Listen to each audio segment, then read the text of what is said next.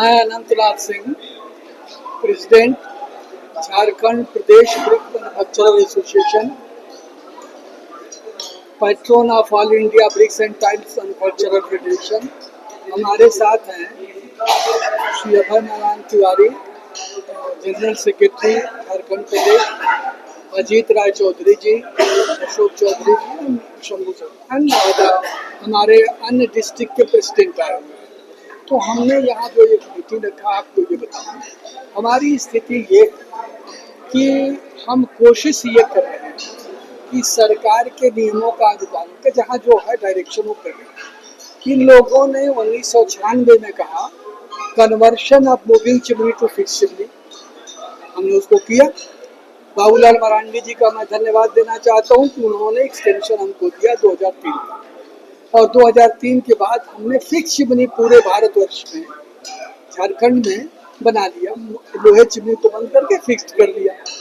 वो उसके पीछे सोच ये थी कि पोल्यूशन हमारा कम होगा, कोयला कम जलेगा। पहला कोयला ज़्यादा लगता था, कोयला 25 टन 20 टन लगता था, अब हमारा 12 टन, इसलिए कर चलिए।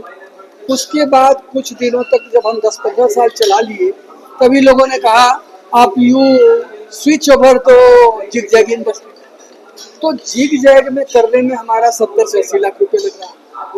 तो हमको आपने मूविंग चिमनी से जब हम फिक्स्ड में गए तो आपने डिजाइन दिया, हमको 3 डिजाइन दिया।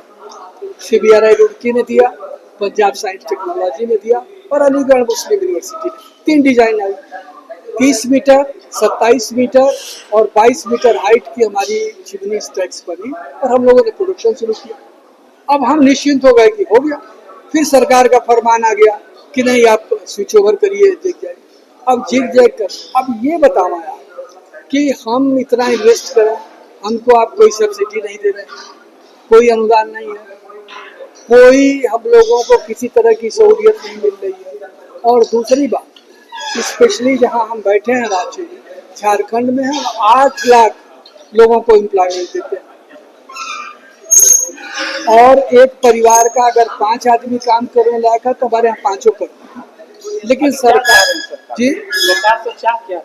हाँ, अब ये बता दें। अब आप आइए, अभी रेफरेंस कॉन्टेक्स्ट पे आइए ना। जब आप छेड़ दिए हैं तो पूरा सुन लीजिए, उसके बाद जो करना होगा करिएगा। आप जब कह दिए हैं तो सुनिए। हाँ, उसके बाद हम इतना देते हैं। आप मनरेगा 100 दिन का काम दे करके ढोलक पिटवाते हैं। एक परिवार को, एक आदमी को 100 दिन का काम देते हैं ढोलक पिटवाते, और हम जो है उस मजदूर को जो कोई काम नहीं देता है, कृषि मजदूर को, उसको हम कृषि से काम निमित्त होता है हम देते हैं। हम ये करा रहे हैं, हम हर सहयोग कर रहे हैं।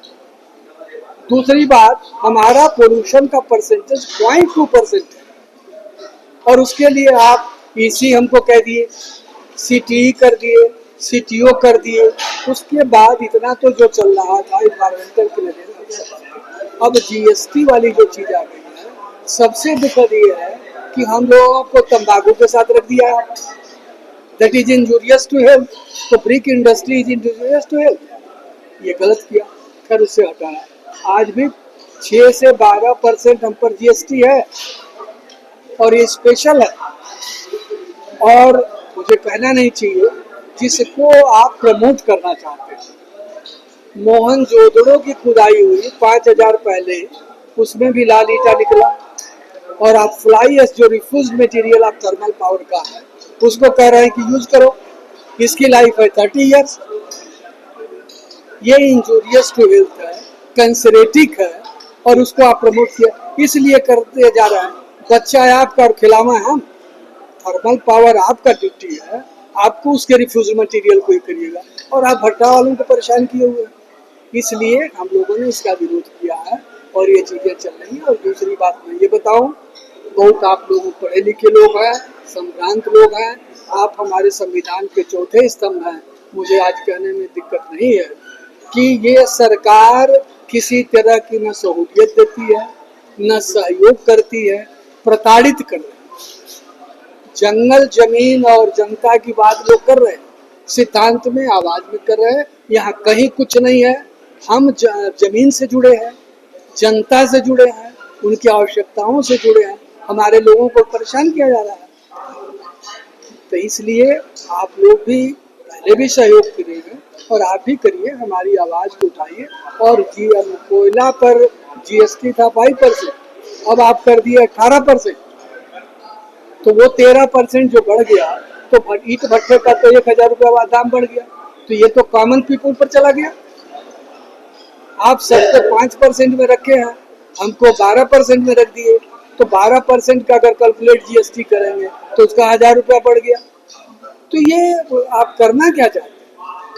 तो आप एक ही बार कह दीजिए कि अब लाल ईंटा नहीं बनेगा, और ये चीजें, इसलिए हम इसका विरोध कर रहे हैं।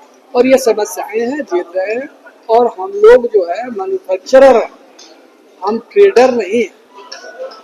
उत्पादन कर रहे हैं, सरकार को सहयोग कर रहे हैं, इसके जीडीपी बढ़ा रहे हैं, इससे जीडीपी बढ़ती है और उसमें उसके लोगों को किया नहीं जा रहा। इसीलिए और ये मीटिंग हमारी ऑर्गेनाइज की गई थी और हमने किया था। आप बताएं, बड़े पैमाने पे लोगों को काम देते हैं, मजदूरों को काम देते हैं, श्रम अधिनियमों के तहत उनको सारे लाभ देते हैं आप लोग? बिल्कुल, आप जो लाभ जानना चाहो हमसे पूछ लीजिए, बता दो। और ये बता दीजिए कि इसमें 3 इशूज होते हैं। हाँ। एक तो पर्यावरण का है, एक लेबर लॉ का है, और एक ईएसआई का है। हाँ ठीक है, तो ये तीनों का आपको क्या लगता है कितना % पालन किया जा रहा है? हम बता दें। जो भट्ठा पर्यावरण की बात है, वो अगर ये कहते हैं कि कोल से पर्यावरण प्रदूषित है, ठीक है, तो उसके लिए एक व्यवस्था लेनी पड़ती है, उसको बोलते हैं एयर पोल्यूशन एक्ट 1981। तो पोल्यूशन एक्ट है, उसमें ये परमिशन लिया जाता है भट्टे वाले लिए। तो हमारे वाले जो भट्टे वाले हैं वो अप्लाई करके कर रहे हैं। और आपको आज एक बात खोल देंगे तो आप न लिख पाइएगा ना हम कह पाएंगे। भट्ठा चलाते वक्त ओनली 7,000 लगता था कॉस्ट। 2003 में 7,000 में इशू हुआ है। और आपसे मैं आग्रह करूंगा कि आप विभाग में चले जाइए और आज इसी की क्या स्थिति, और with in 7 days issue in Siya company बनी, सिया बना, उसके लिए central state pollution control board है और सिया। उसके बाद उन लोगों ने किया, उसके डायरेक्टर ने किया कि नहीं, it is not required for the breaking. उसके बाद इन लोगों ने सबको लपेट दिया। तो देखिए अब जो चीजें हो रही हैं उसके लिए अब हम क्या करें। हमारा जो सवाल था उसका जवाब नहीं, मतलब ये जो 3 इशू हम बताए उसका कितना पालन किया जा रहा है? 100%। पर्यावरणीय चुनौतियों को दूर करने के लिए क्या कुछ कदम उठाए जाते हैं? हाँ, आप बता देते हैं। हाँ, हमारे यहाँ वो था कि मूविंग चिमनी, लोहा चिमनी, समझ रहे हैं? तो लोहा चिमनी से फिक्स्ड हो गया, तो ये हमने मान लिया। 3 डिजाइन थी, तीनों को मान लिया। उसके बाद उन्होंने कहा कि नहीं, उस वक्त इन्वायरमेंट की जरूरत नहीं थी। उन लोगों ने कहा नहीं, इन्वायरमेंटल क्लियरेंस चाहिए, तो उसको हमने लिया। अब आया है DSR, अब सुन लीजिए, district survey report. District survey report तो वो देनी हमारे अफसर को। अब गवर्नमेंट का काम भी हम ही करेंगे क्या? उनको भी करके देना चाहिए। हमारे लोग जो उसकी फीस हो गए, हम रॉयल्टी देते हैं, हम इसीलिए हुए हैं।